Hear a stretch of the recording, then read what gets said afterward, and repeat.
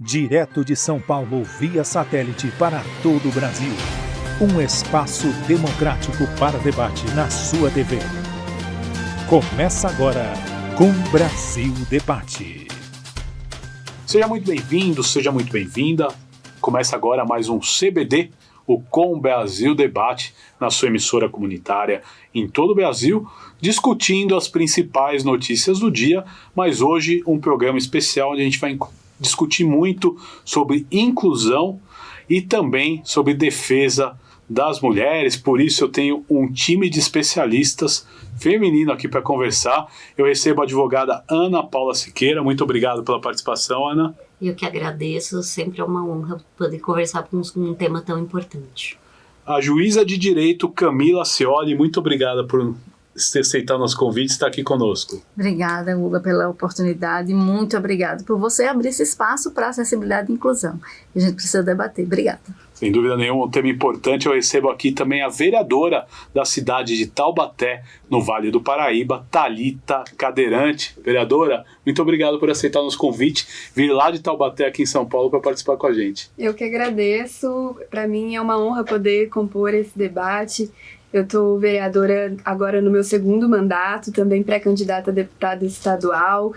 Fui 2 vezes consecutivas a mulher mais votada da cidade e isso para mim é muito significativo, sendo mulher, jovem, cadeirante, que são características que historicamente afastam essas pessoas do espaço político, e para mim é justamente o meu repertório, é justamente o que me qualifica para estar nesse espaço, todo esse repertório de vida que eu tenho. Então, para mim, é muito feliz poder estar aqui para a gente poder conversar sobre tudo isso. Com certeza. E para a gente fazer, um preâmbulo, eu quero que a doutora Camila fale um pouquinho da sua experiência, como é que você começou a se interessar pela causa. A senhora que é uma mãe atípica, e eu vou pedir para que você explique para o nosso telespectador o que é uma mãe atípica, porque às vezes a pessoa não tem a compreensão total do assunto.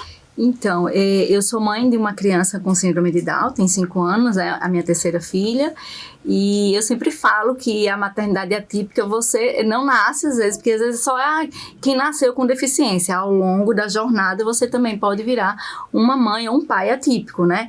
No caso de uma deficiência temporária, no caso de um acidente, por exemplo. Então, hoje eu tenho a Maria Luísa com síndrome de Down. Então, quando veio, foi assim, uma descoberta dupla, né? Tanto do que era a síndrome de Down, quanto o que era a maternidade. Eu já tinha 2 filhos, mas, sem dúvida, a maternidade atípica, ela exige muito mais. Então, eu fui pesquisar e eu me especializei. Hoje eu sou especialista, em síndrome de Down pela Faculdade de Medicina do ABC e pelo Centro de Pesquisas Clínicas do Estado de São Paulo. E aí começou toda a minha jornada, virei escritora, virei palestrante e virei também apresentadora do quadro Acessibilidade em Foco aqui da casa no programa Elas em Ação. Então, e eu acho esse debate é muito importante para todas nós, porque eu sempre falo também que nós precisamos ser cuidadas. Quem cuida de quem cuida.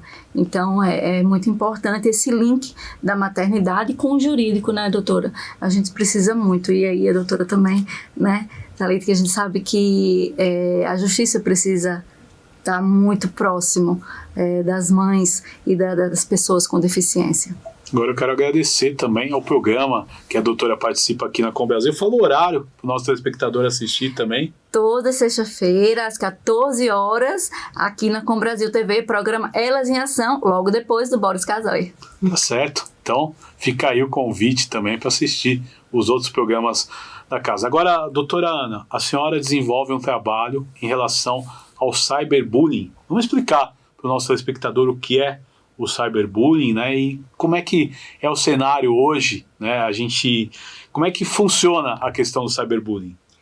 Então, explicando, as pessoas sabem, dentro do coração delas, todo mundo sabe o que é bullying, todo mundo já sofreu bullying, e do ponto de vista jurídico, é toda e qualquer forma de humilhação, exclusão, por qualquer motivo, ou ainda supostamente sem motivo, Então, tudo isso configura o bullying. O cyber é quando acontece no grupo do WhatsApp, quando acontece nas redes sociais. Então, ocorreu no ambiente virtual, nós temos o cyberbullying. Ocorreu de forma presencial, nós temos o bullying. E hoje, eu sou presidente da SOS Bullying, que é uma associação sem fins lucrativos destinada a atender e dar suporte às vítimas do bullying. E o que nós verificamos é o grau que se aumenta a violência virtual contra as pessoas que precisam que têm necessidades especiais, que precisam de tratamento, pessoas pretas, pardas, LGBT. E o que ocorre com tudo isso? Nós vemos que precisa de políticas públicas, e foi muito importante que o bullying se tornou crime a partir de janeiro de 2024, sendo que o cyberbullying 2 a 4 anos de reclusão e multa, né? Então isso foi um avanço muito importante. Legal. Agora, vereadora, qual que é a sua principal bandeira? Olha, Guga, eu não gosto de chamar de bandeira aquilo que a gente trabalha e luta através da política. A inclusão, que é algo que eu vivo na prática, ela não pode se resumir a uma bandeira ou a um marketing político. Ela é um princípio, ela é uma conduta, ela é uma postura. E viver a prática da falta de acessibilidade estrutural, mas também a gente tem o capacitismo que é atitudinal, que nos impede de estar nos espaços e sermos vistos como pessoas autônomas, com capacidade de tomar decisões e de estar em espaços de liderança. É extremamente importante que a gente ocupe, que os nossos corpos ocupem esses lugares, que é um princípio máximo também da comunidade das pessoas com deficiência, que é nada sobre nós sem nós. Agora, é importantíssimo, e eu vou trazer o tema ao debate, como é que, na sua opinião, vou começar pela vereadora, o Estado de São Paulo e o Brasil, eles caminham na questão da inclusão? Olha, eu vejo algumas discussões acontecendo acerca da pessoa com deficiência sem a participação efetiva da comunidade da pessoa com deficiência. Recentemente mesmo, a gente teve o veto do presidente Lula, a mudança do símbolo de acessibilidade no nosso país. E a justificativa do veto foi justamente a falta da participação das organizações das pessoas com deficiência, como o CONAD, por exemplo, que não foi consultado e não participou para tomar essa decisão, portanto foi vetado.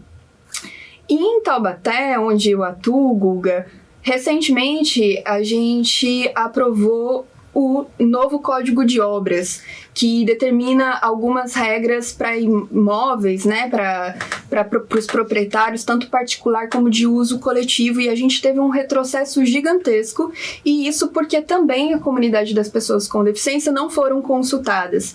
A gente teve retrocessos que estão ali escritos na letra da lei, que a partir de agora não vai ser mais obrigatório elevador até o 3º andar, agora é a partir do 4º, ou seja, a gente teve um alargamento, né? Uma flexibilidade da regra que a gente tinha. A partir de agora, o alvará não vai ser mais cassado se o comerciante não acessibilizar a sua calçada. Pois é um retrocesso, né, vereadora? É um retrocesso escrito. E aí, tudo isso porque não teve participação da pessoa com deficiência. Por isso que a gente precisa se tornar vigilante o tempo inteiro, porque os nossos direitos que já foram conquistados, é claro que ainda muito para avançar, mas aqueles que já foram conquistados ainda estão em risco. E aí, se você pergunta pro gestor se ele tem um mandato inclusivo, ele vai dizer que sim, ele vai citar 1 ou 2 exemplos de ações que foram feitas, mas que não alcança a realidade da vida das pessoas com deficiência, porque tá aí a prova, o exemplo do quanto a gente tem uma cidade que não é planejada para nossa existência. Qual é a cidade do futuro que a gente vai ter? Uma em que as pessoas que estão envelhecendo vão ter dificuldade de acessar, e as pessoas com deficiência que já não têm direito à cidade vão ter cada vez menos, porque elas não estão na prioridade da gestão. Doutora Camila, como é que a senhora analisa essa questão? Como é que a gente está em acessibilidade, na sua opinião? Veja, a vereadora falou muito importante, né? A questão da gente avançar no sentido das instituições serem ouvidas, isso de verdade é fato. Mas quando eu tenho uma criança com síndrome de Down, então quando eu olho lá atrás, 30 anos, você não via ninguém com síndrome de Down, né, nos lugares, inclusive eles viviam reclusos, né, nas casas, em casa, inclusive muitas vezes até em celas. Nós temos relatos antigos que a família deixava a criança nas celas. Então hoje você vê essas crianças, essas pessoas com síndrome de Down, assim como o autismo, com transtornos raros, com outras síndromes, ocupando espaços. Então isso é um olhar diferenciado. Eu sempre falo que a inclusão e a acessibilidade é uma questão social, porque não é você só pensar numa pessoa com deficiência. Veja, eu gestante, eu preciso de inclusão, eu enquanto idoso, eu preciso de inclusão, a criança de colo precisa de inclusão, se eu estou ali com uma circunstância temporária de saúde, ou enfim, de alguma mobilidade reduzida, eu preciso de inclusão. Então, a inclusão é uma questão social acima de tudo. Aí nós temos leis, muitas leis. Nós temos muitas leis e muitos avanços legislativos. Esse último ano, a doutora aqui falou sobre o Sistema Nacional de Combate à Violência nas Escolas, que é o CIMAV, e que foi realmente trazendo o cyberbullying como um crime, né, que antes não era tipificado. Nós temos aí a Política Nacional da Educação Inclusiva, que foi atualizado com 2 decretos do ano passado, em dezembro. Nós temos agora, o mês passado, a política que foi sancionada, a Política Nacional das Pessoas com Altas Habilidades e Superdotação. Então, nós temos uma vasta legislação que em outros países a gente não encontra. Eu estava conversando no encontro sobre mães atípicas sobre isso. Tem uma mãe atípica que faz um trabalho na Itália, ela falou, na Itália, eles só acham que discriminação é só quando tem bullying. Então, assim, veja o atraso e num continente evoluído. Então, a gente tem uma legislação evoluída, só que da legislação para a aplicabilidade existe um caminho. Então, eu tenho uma lei, mas muitas vezes ela não é eficiente e não é eficaz. Eu tenho um exemplo, por exemplo, eu sou a primeira magistrada, né, mãe atípica, que consegui no Conselho Nacional de Justiça o home office. Então, eu estou em teletrabalho há quase 5 anos. A minha filha tem 5 anos e ali quando ela estava com 6, 7 meses, a gente conseguiu. Mas eu tinha o direito, que esse direito foi uma resolução criada na pandemia. Até eu conseguir, demorei 1 ano e meio. Né? Eu e outra colega também que tem um filho autista. Então, a gente conseguimos, foi 1 ano e meio, para aplicar uma resolução que já existia do Conselho Nacional de Justiça. Então, quando eu fui pedir, aí você pensa, então eu vou pedir, vai ser rápido. E não é assim. Então, você vê a aplicação, não é tão, mas é por quê? Porque a justiça é falha, porque a justiça não resolve, a justiça resolve. Muitas vezes, sim, nós temos todo mundo erra, existem falhas, mas é porque, às vezes, existe o desconhecimento e a gente precisa, né, trabalhar essas informações, esse compartilhamento e escutar as instituições, sim, e saber, porque quando você não vive nessa realidade ou com essa realidade, quando você não tem essa aproximação de viver com uma pessoa com deficiência, ou não é o caso, realmente fica muito distante da realidade. Então, a gente precisa aproximar a realidade para fazer com que essa aplicabilidade aconteça. Doutora Ana, qual que é a sua opinião? O que a gente precisa avançar quando o tema é a inclusão? Um dos pontos que eu acho que é importante que a sociedade civil cobre deputados estaduais, federais, senadores, de políticas adequadas, principalmente de educação. Nós tivemos agora, no ano passado, a resolução número 2 do Conselho Nacional de Educação, que falava de forma específica sobre a questão de estudos sobre cidadania digital. Ou seja, toda essa forma de inclusão, de conhecimento, ela precisa ser permeada dentro das instituições, desde ali do infantil até o pós-doutorado. E nesse momento, se a sociedade civil não cobra, o que vai acontecer? Todo mundo só vai aparecer com uma proposta no momento de eleição. Então, eu acho que o importante é que a gente seja incisivo e principalmente para quê? Para que tenham multas contra a não aplicabilidade da lei, né? Porque muitas vezes o judiciário só vai poder aplicar algo que o legislativo o faça. Então, como é que o juiz vai aplicar uma multa se não prevê? Né? O máximo, como é que o advogado vai pedir judicialmente uma multa que não existe? Né?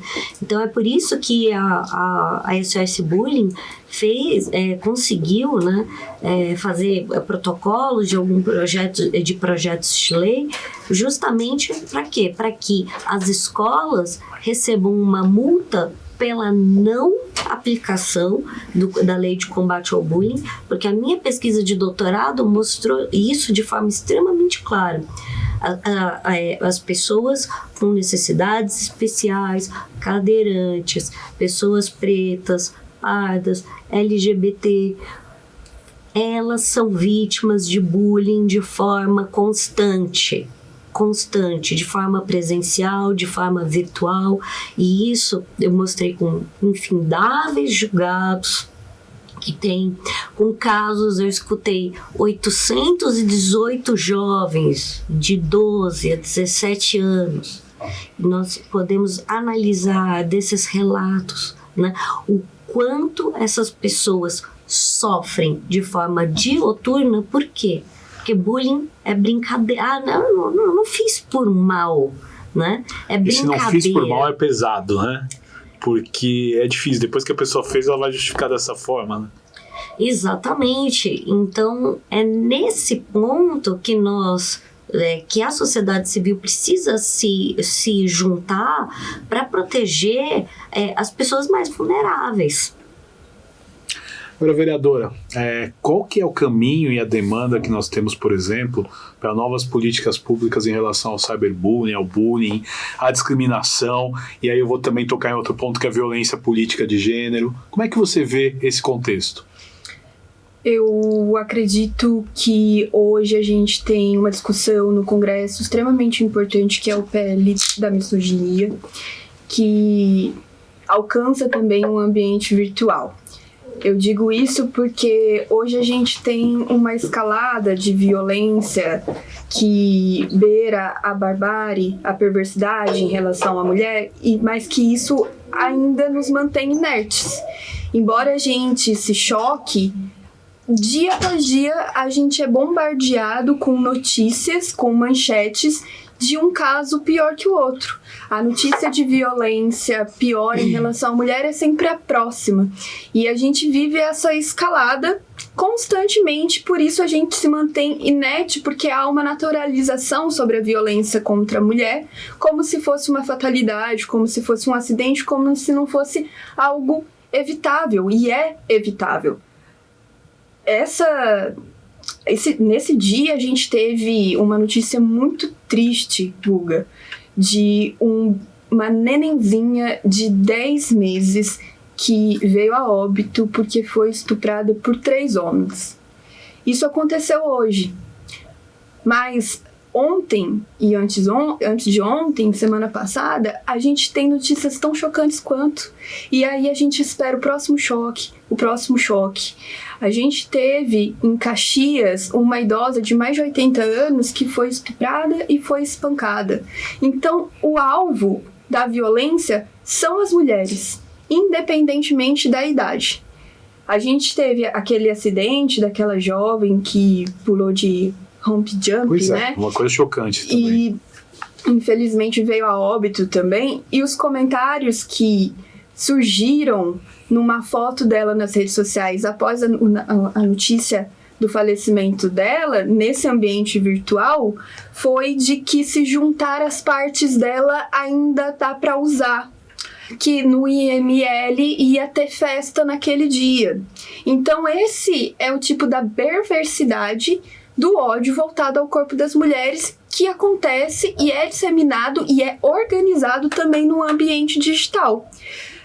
Eu acho importante a gente chamar atenção para esse tipo de linguagem, porque há um método por trás dessa linguagem.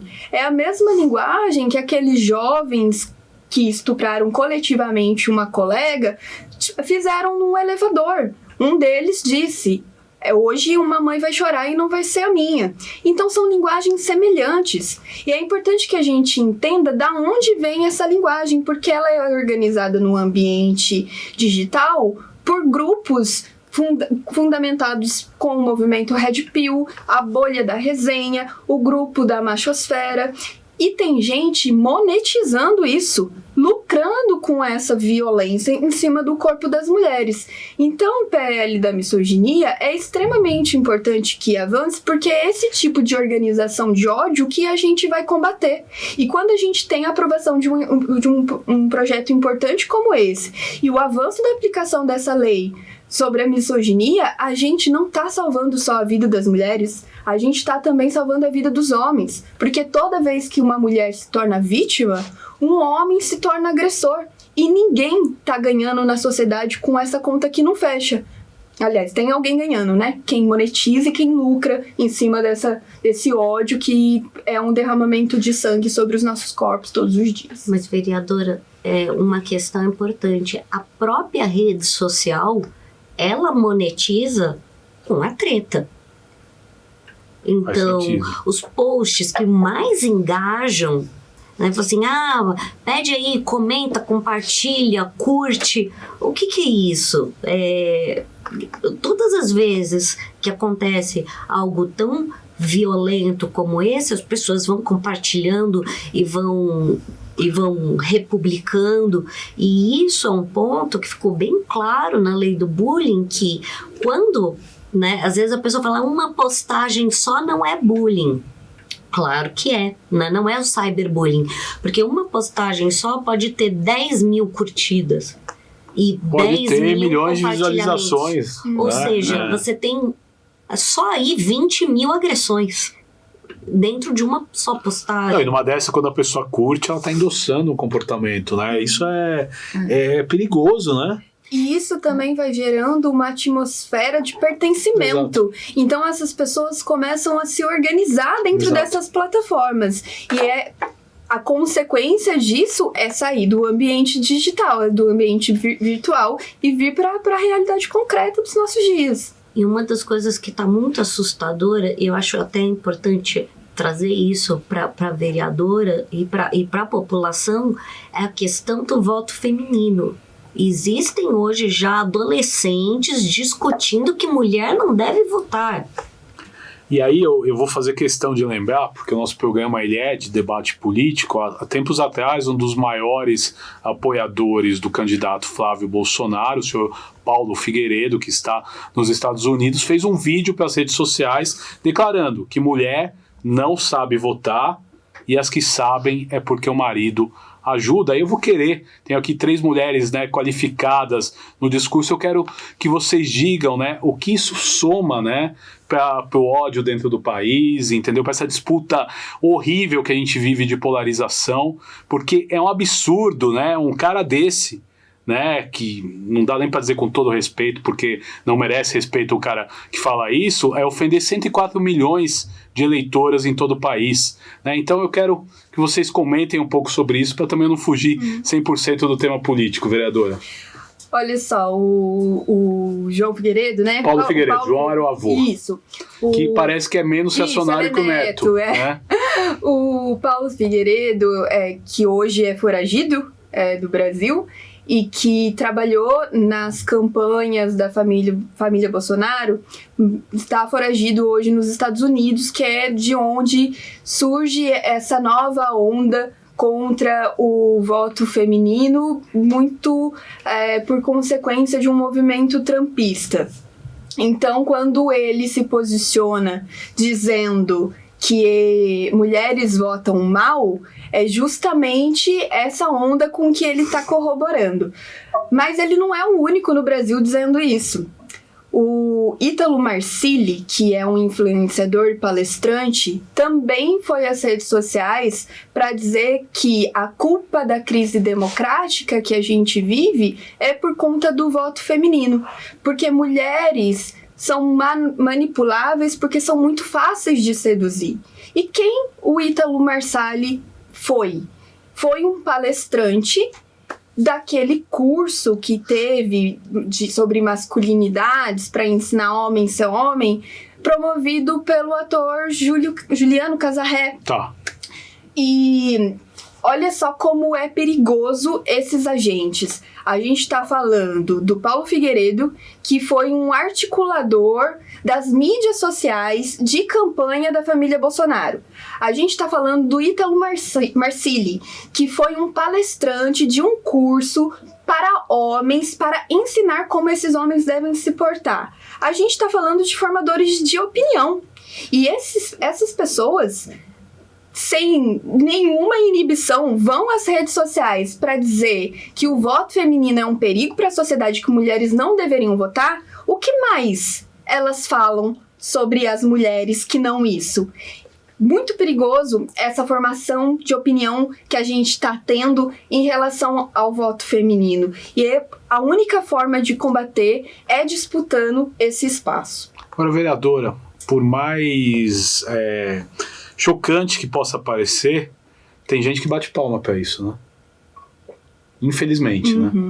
E infelizmente o cara, quando faz uma peça dessa, é porque alguém está apoiando, né? Então é muito triste. Doutora, eu quero a sua opinião, e a senhora, né, pode falar bem nessa questão também. Como é que pode uma pessoa fazer um vídeo falando isso do voto feminino?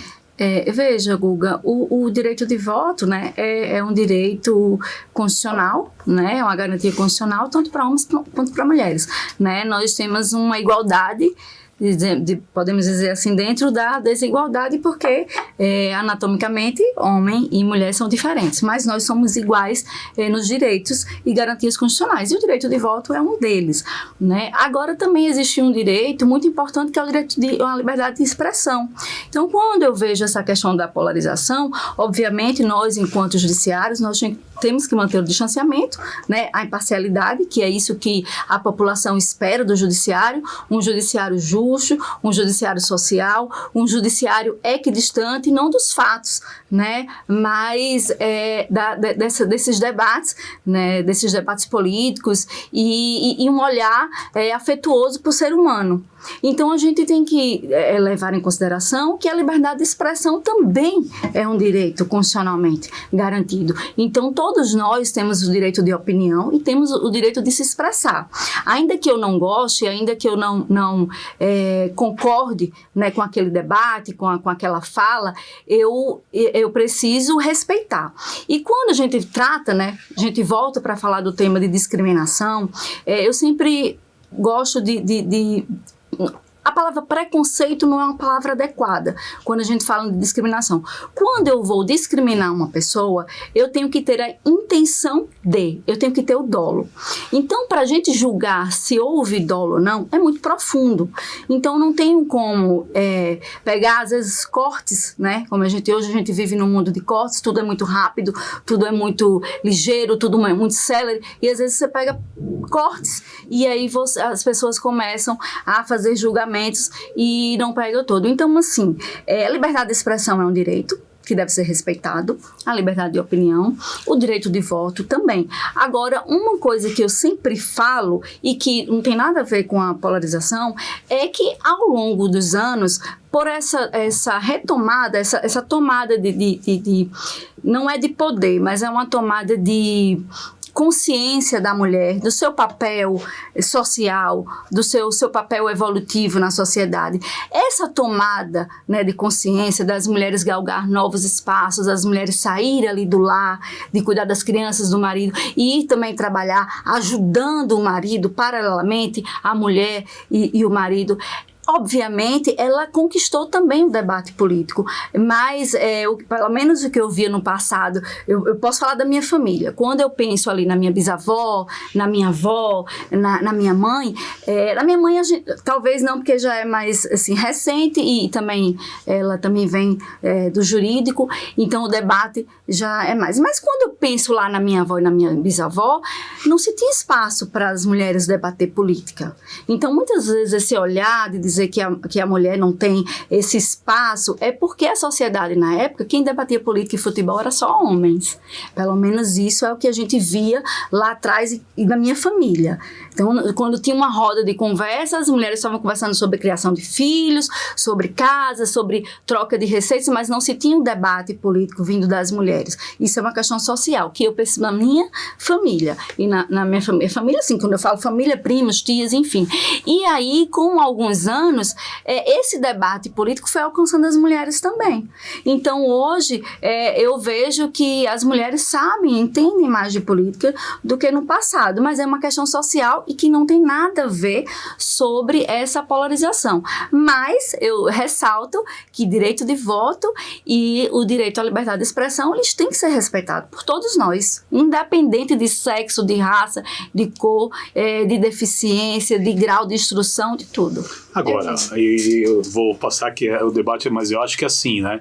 A liberdade de expressão jamais pode ferir a dignidade das pessoas. Então, eu acho que isso é essencial e as pessoas misturam muito. Desculpa. O gancho que eu queria puxar é exatamente esse, né? A liberdade de expressão, que é um direito também conquistado e garantido pós-ditadura militar e que deve ser preservado, ele também tem a liberdade de expressão também tem seus limites constitucionais, né? Especialmente quando ela é usada para atacar direitos já adquiridos, né, e consolidados. É um perigo a que a gente, às vezes, se escore na liberdade de expressão para esses ataques que organizam movimentos que, nessa onda reacionária que a gente vive no nosso país, pode culminar em retirada de direitos já consolidados. E eu digo isso, Guga, porque quero trazer um relato de experiência vivida, mas que eu não fui a única que viveu um episódio de violência como esse. Em 2022, eu fui candidata a deputada estadual e eu recebi uma ameaça de estupro seguida de morte. E o agressor digitou um e-mail para mim dizendo que iria me estuprar até que eu voltasse a andar. Esse agressor, né, depois, durante a investigação, a gente descobriu que ele tinha 16 anos. Uhum.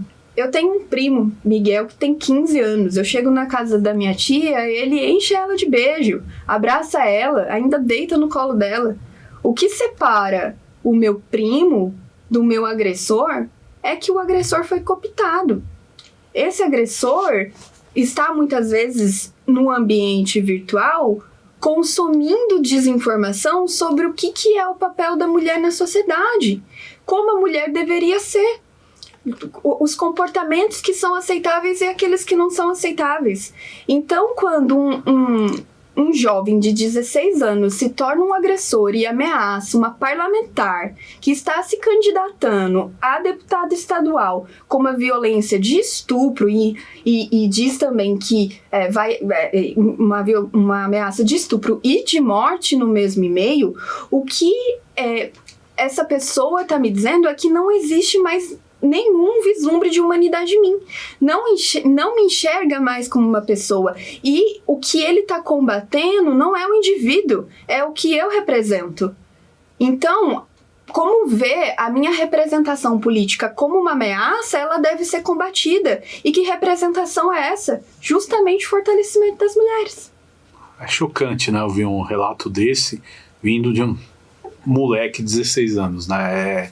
É triste e serve para a gente avaliar uma série de coisas. Aí eu vou para a doutora Ana, primeiro para falar o negócio da opinião do voto feminino e já pegar esse gancho na questão da vereadora, porque o que um moleque de 16 anos vai para o e-mail, faz ameaças desse calibre a uma pessoa, né? E ele provavelmente é muito corajoso lá atrás do computador, mas deve ser um fracote, porque é covarde, né?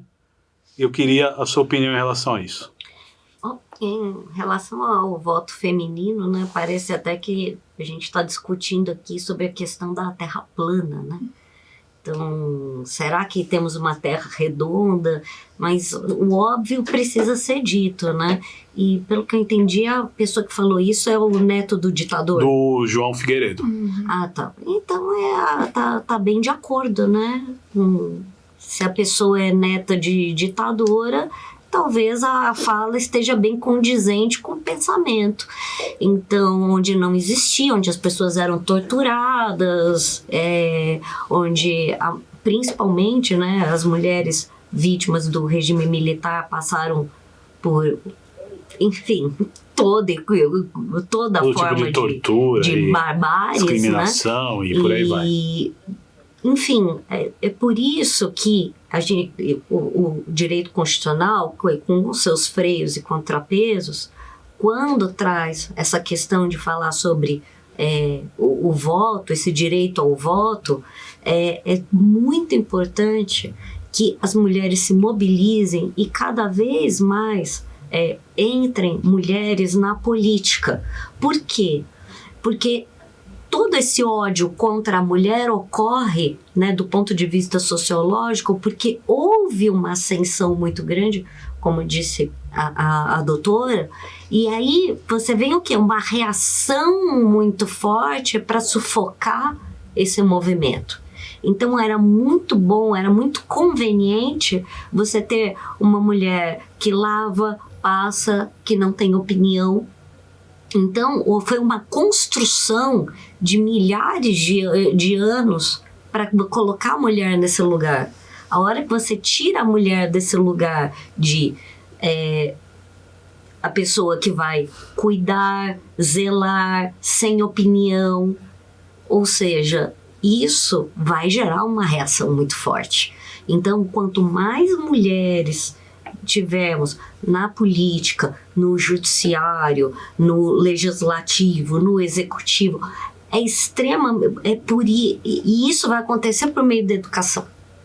Então, toda essa parte, e retomando a sua pergunta, o menino de 16 anos, ele fala isso por quê?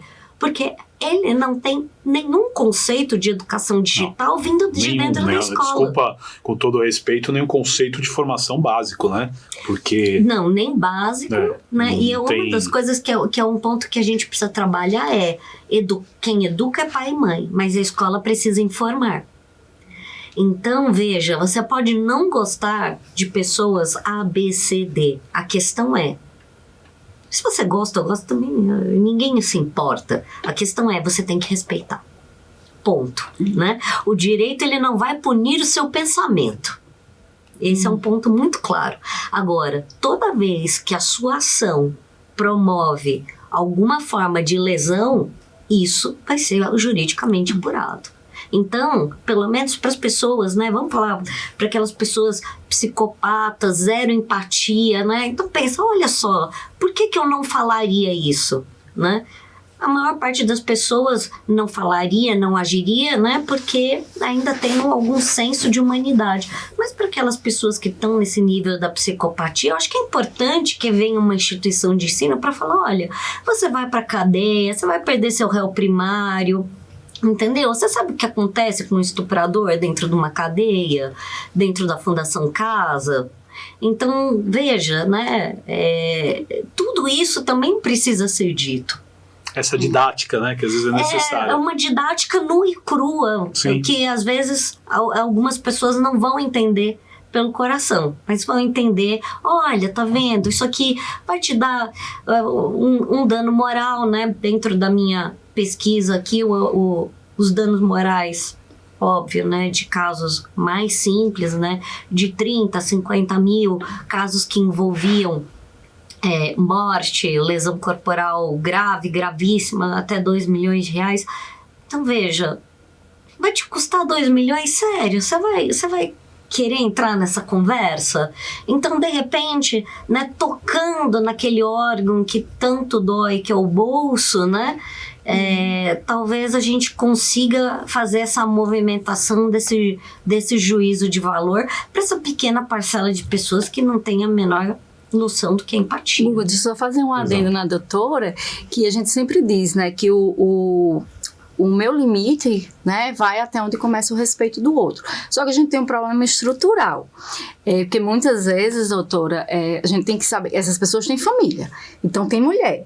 Nasceu de uma mãe. Não, e tem uma mãe, né? Tem uma mãe. Então tem uma mãe, né? tem uma irmã. Então, às vezes, a gente quer jogar para a sociedade, para a justiça, para a escola, para a igreja, uma coisa que a criança não aprendeu em casa, né? Tem a questão da psicopatia, tudo bem, mas tirando isso, porque eu acho que são 4%, eu acho, da sociedade que tem psicopatia ou algum tipo de transtorno grave.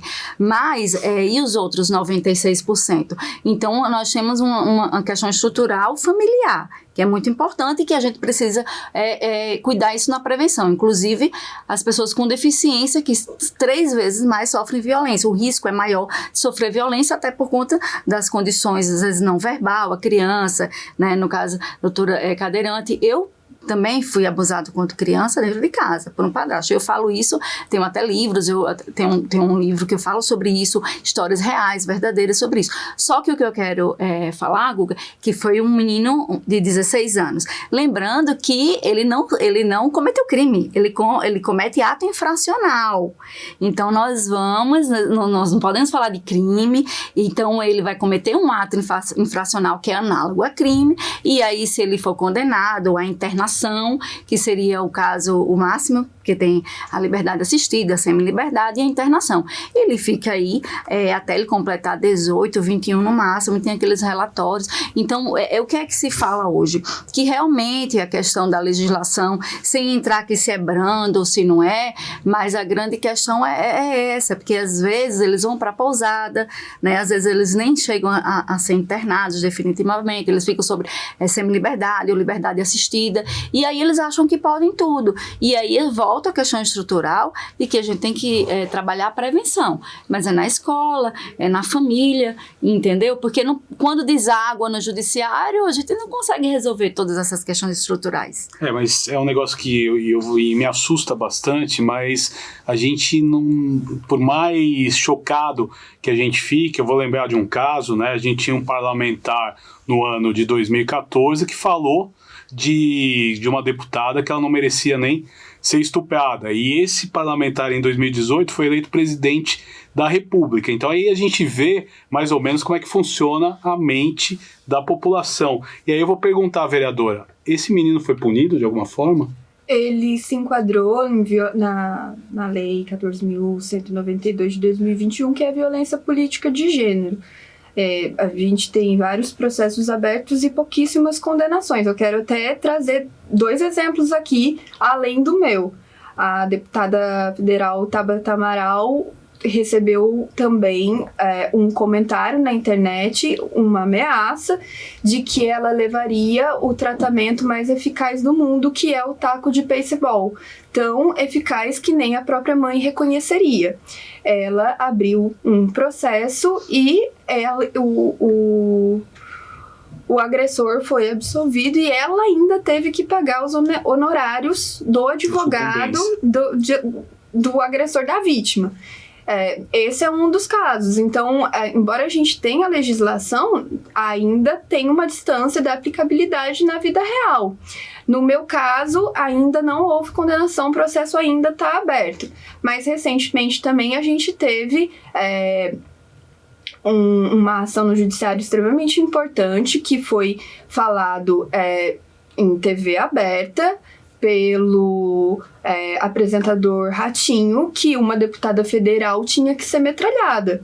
E agora ele recorre, né, da condenação que ele recebeu, mas houve essa condenação inicial. Então é extremamente importante que a gente aproxime a legislação do concreto, da vida real, que essa aplicabilidade realmente alcance as nossas vidas e as nossas dores. Mas a legislação, né, da violência doméstica, sem falar nos casos que eu sou proibida pelo Código de Ética de falar em casos que ainda não foram julgados, mas a legislação contra a mulher, ela vem aumentando e vem se atualizando. Esse ano mesmo nós tivemos o prazo de decadência aumentado, que antes a mulher só tinha 6 meses, né, se a ação fosse privada, agora nós temos 1 ano. O feminicídio, antigamente, que não tinha uma pena maior, a pena foi aumentada. Hoje nós temos o Cadastro Nacional dos Abusadores. Hoje, a pessoa que é, né, o agressor, no caso, quando ele não é preso, que quando ele é solto, ou ele tem uma medida cautelar, ele sai com tornozeleira eletrônica. Então, hoje você consegue identificar um abusador que antes você não poderia. Agora, óbvio, essa legislação que vem sendo atualizada, inclusive esse ano foram muitas atualizações na legislação sobre violência doméstica, que é a Lei Maria da Penha, não se estende muitas vezes ao menor infrator, né? Porque aí ele segue a legislação do ECA, enfim. Então, é uma legislação mais específica, assim como as sanções também são mais, porque a gente pode dizer que eles sofrem crimes, ato infracional, que é análogo, e aí eles não vão presos, eles vão para internação. Então, tem toda essa questão também quando é menor. E aí, obviamente, muitos menores se escondem nessa legislação mais branda e há toda aquela discussão se diminui ou se não diminui a menoridade. Então, esse é um debate aí sem fim, mas eu volto na questão da estruturação e da prevenção mesmo. A gente precisa prevenir. Nós, como mães, nós precisamos cuidar dos nossos filhos. O meu filho tem 10 anos, eu educo ele, não se bate em mulher, não se fere mulher, não se fala, né, intencionalmente, não se agride. Às vezes a gente diz uma palavra ou outra, sou até pejorativo, mas eu não tive a intenção. E se eu ver que às vezes tem muita falta de informação, até eu ser mãe atípica, eu não sabia como eu deveria tratar uma pessoa com deficiência. Veja que eu falo com deficiência. Antes eu falava deficiente. E a legislação, tem muita legislação ainda desatualizada, que ainda chama deficiente, usa muito tom pejorativo, mas porque são leis antigas. O termo portador, né? Que não o termo portador, que ninguém porta, ninguém carrega deficiência. Então, tudo isso... Isso é coisa que a gente aprende no dia a dia da vida. Aprende no dia a dia, então, informando. Então, a gente também, como mulher, nós precisamos educar os nossos homens, porque o meu menino de hoje vai ser o homem de amanhã. Então, a gente também precisa ter esse espaço de prevenção, de acolhimento e de debate familiar. Não só na escola, mas na própria família mesmo. Porque depois, pra gente não estar falando, menino de 16 anos, mas esse menino de 16 anos foi criado por alguma mulher passou na vida dele, ou mãe, ou irmã, ou tia, entendeu? Então, para que a gente também não generalize, que a gente não pode generalizar, e realmente a violência doméstica vem crescendo, mas a legislação também vem se atualizando. E a gente precisa estar nesses debates e debatendo isso juridicamente, socialmente, enfim. Então, esses debates são muito importantes.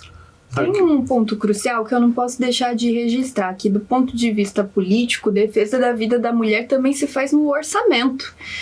No estado de São Paulo, a gente teve recorde de feminicídio, isso é histórico e lamentável. É claro que são vários os fatores que culminaram nessa epidemia de violência que a mulher vive hoje no país todo, mas a resposta do governador Tarcísio foi cortar em 50% o repasse para a Secretaria da Mulher.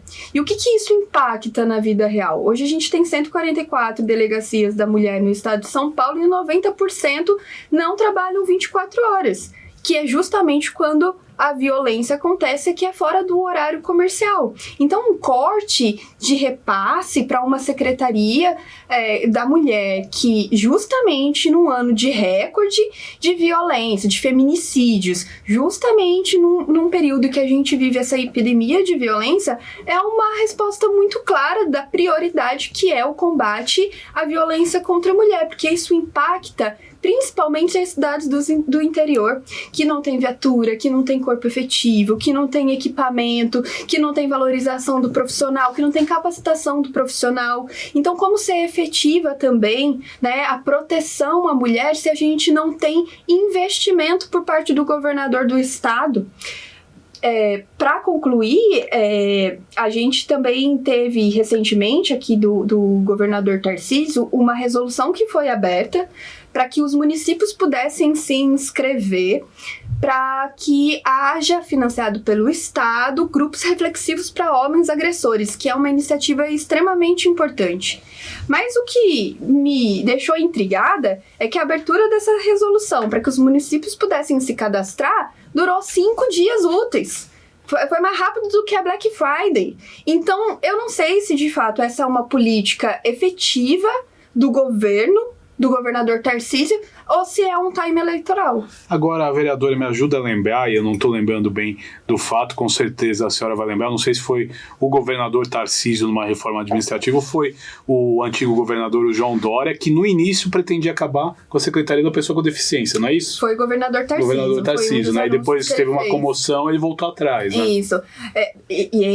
A gente não... Comoção, mas assim, sem minimizar, né? Porque foi uma mobilização da comunidade das pessoas com deficiência, porque quando a gente está diante de governos autoritários, os primeiros a sofrerem as consequências das ações desse governo são aquele grupo mais vulnerável, as mulheres, as pessoas com deficiência, quem está em extrema vulnerabilidade de pobreza. Então, essa foi um dos primeiros atos do governador Tarcísio que já só foi revertido por conta da pressão da comunidade das pessoas com deficiência. Mas houve outros desmontes também durante a sua gestão. A mais recente, no ambiente escolar, foi que a gente passou de auxiliar de inclusão, que antes precisava, era um critério, formação especializada, para um apoio, que agora o ensino médio e um cursinho de algumas horas é o suficiente para estar com as crianças com deficiência dentro das escolas do Estado.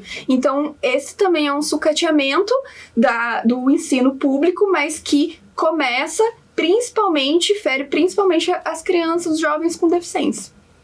Legal, agora eu quero botar mais um assunto em pauta. Nosso programa hoje está passando rapidinho, meu Deus do céu, foi olhar agora o relógio e falei, já está quase na hora de acabar, e o tema é tão bom que merecia outros programas e nós vamos fazer ao longo aí do ano. Agora eu quero saber, a gente nunca teve, né, e a população nunca foi tão bem informada em relação ao combate à violência contra a mulher. Agora eu quero saber de vocês, qual que é a explicação para esses índices subirem a cada dia, né? Eu quero a opinião de vocês, porque também nunca se teve tantos feminicídios, tanta violência contra a mulher como se tem hoje. Mas as pessoas, teoricamente, são muito mais esclarecidas, têm a informação na palma da mão, né? A educação em relação a 30, 40 anos atrás é outra. Por quê, doutora Ana? Primeiro ponto, a gente precisa voltar a questão para as redes sociais. As pessoas estão presas em bolhas. E essas bolhas não permitem, as pessoas entram naquele looping infinito, né? O looping infinito do Instagram, da rede social, e elas vão tendo reafirmação, muitas vezes, ou de fake news, ou de inverdades, ou ainda de discursos carregados de ódio e de preconceito. Então, primeiro ponto, precisa regulamentar as redes sociais. Precisa. Enquanto não... E regulamentar é importante, deixa eu só fazer uma parte, não é censura, hein? Isso que é importante a gente deixar claro. Regulamentar é regulamentar, né? A gente tem regulamento de condomínio, né? Não é censura de condomínio. A gente tem regulamento para casamento, para absolutamente tudo tem regulamento, né? Tem regulamento para você dirigir carro, enfim, né? Regulamento não é censura. Então, todas as vezes que nós falamos de redes sociais e de regulamentação, é para quê? Para que esse conteúdo notoriamente discriminatório, de ódio, possa ser removido de plano, que até foi a decisão, né, bem recente do Supremo em relação a isso, né, para que isso seja removido. E é importante que as pessoas aprendam também a fazer esse reset, né, a zerar o algoritmo para ver se você recebe coisas novas dentro ali do seu looping infinito, justamente para quê? Para que você possa ampliar o espectro da sua vida, que muitas vezes não se limita, né, à sua realidade. Então, escutar, permitir que uma rede social realmente seja uma rede social, né? É ter essa neutralidade de rede, que é uma exigência constitucional e que muitas vezes não é cumprida. Doutora Camila. Eu vou pegar o gancho aqui da doutora, é porque nós, assim, nós como sociedade, nós evoluímos muito mais rápido que a legislação, não é isso? Uhum. Então, veja que porque existe toda uma burocracia, né, doutora, para uma lei. Então, a gente tem que passar por todas aquelas etapas até chegar à sanção e virar lei. Mas, assim, nós estamos evoluindo. Nós temos o Marco Civil da Internet, óbvio que precisa mais regulamentar, mas temos o Marco Civil da Internet, que fala também da transparência de informação, a lei de informação. Temos o ECA Digital agora, de 2025, e que, inclusive, o ECA Digital regulamenta muito essas questões da violência das crianças na internet. Os meninos também que começam ali, os youtubers, muito novo. Então, exige também uma corresponsabilidade dos pais, também da rede social, ou do Instagram, ou YouTube, enfim, que a criança está inserida. Inclusive, no caso de pedofilia, existe uma corresponsabilidade que o ECA Digital traz isso, né, sobre também essa questão de streaming e tudo mais. Então, a gente está evoluindo, né, a gente vem evoluindo, só que realmente a sociedade evolui muito mais. E pegando o gancho do que você falou em relação a por que os números aumentaram tanto, é muito importante eu pegar o gancho que você falou no início, que é a questão da informação. Quando você está informado, você se vê e você tem aquela coragem de denunciar. Então, as denúncias, talvez não são os casos que aumentaram.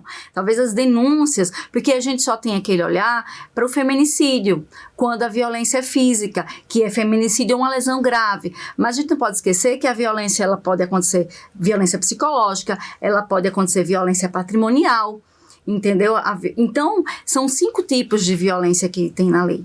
Então, antigamente as mulheres não sabiam o que era violência psicológica. Então, quando você vê informação, e em rede social também, você fica informado. Óbvio que exige, você tem que se adequar, e você também não pode estar em tudo quanto é lugar, porque não é tudo que é certo e é correto, e não é toda informação que chega que é correta. Então, você precisa saber qual é aquela informação adequada. Mas, de fato, né, quando você tem um acesso maior a essa informação, fica mais fácil. Então, eu acho que as denúncias aumentaram.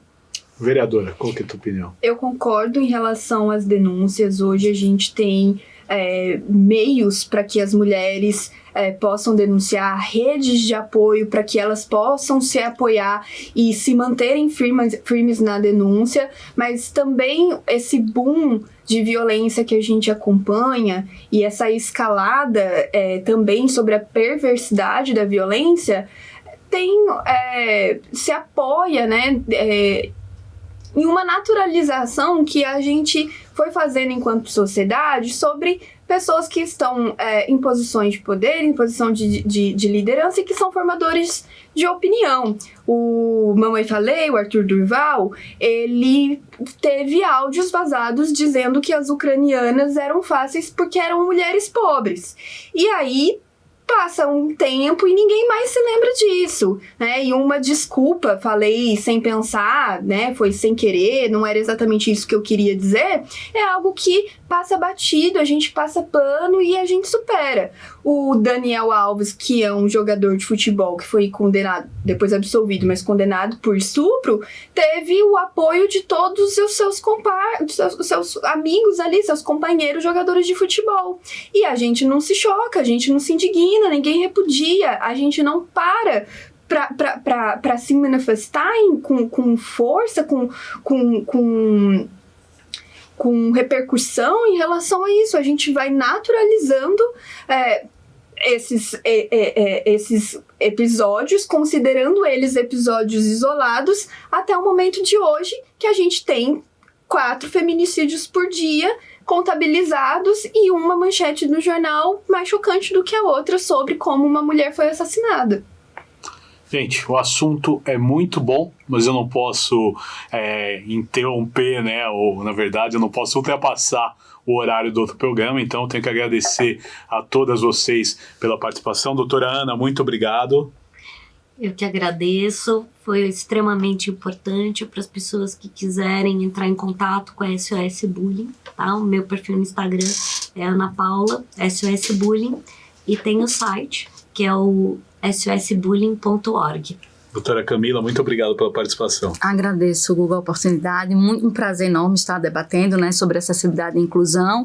E eu encontro vocês aqui no Acessibilidade em Foco, no programa Elas em Ação, ou então pela rede social da minha filha, Malu Especial, onde a gente troca ali as questões sobre maternidade atípica. Muito obrigada. Muito obrigado. Vereadora, doutora Thalita, cadeirante, muito obrigado pela participação. Eu que agradeço, foi uma oportunidade muito importante para que a gente pudesse debater esses assuntos que permeiam a minha vida, que integram e constituem quem eu sou, portanto constituem também a política que eu faço no dia a dia. Hoje como vereadora, mas também pré-candidata a deputada estadual, para que a gente possa ter um trabalho mais fortalecido aí por toda a nossa região do Vale do Paraíba e também por todo o estado de São Paulo.